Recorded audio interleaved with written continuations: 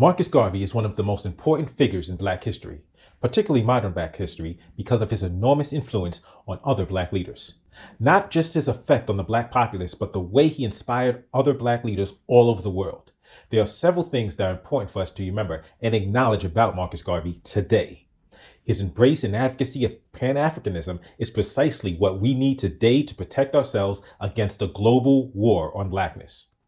Garvey was aware that anti-Blackness was not just an American phenomenon. It manifested itself in the Caribbean, in Europe, and the African continent. He realized that Black people all over the world were under attack and needed to unite to protect ourselves and our futures. When he founded the Universal Negro Improvement Association in 1914, the purpose was to create an independent Black nation in Africa because at the time, Africa was colonized by European nations.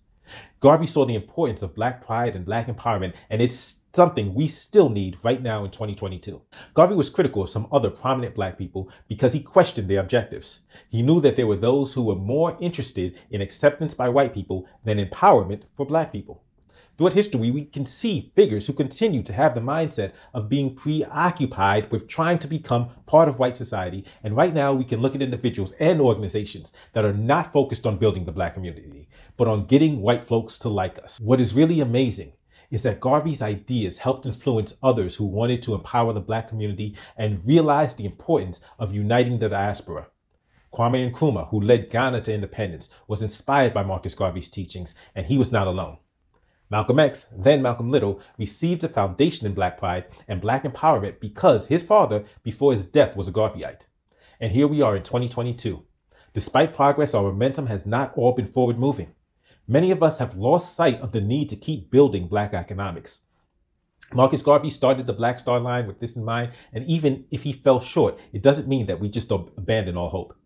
There's reason why J. Edgar Hoover was obsessed with destroying Marcus Garvey, and why we must be aware that there are those today who will attempt to derail movements to practice Garvey's principles and to perfect them. How many of our so-called Black leaders are more concerned with getting a seat at white folks' table than creating our own table? And how many people are caught up in finding excuses to alienate and divide the diaspora? If white supremacy and anti-Blackness are ideologies embraced all over the world, how can we overcome them if we succumb to anti-Blackness?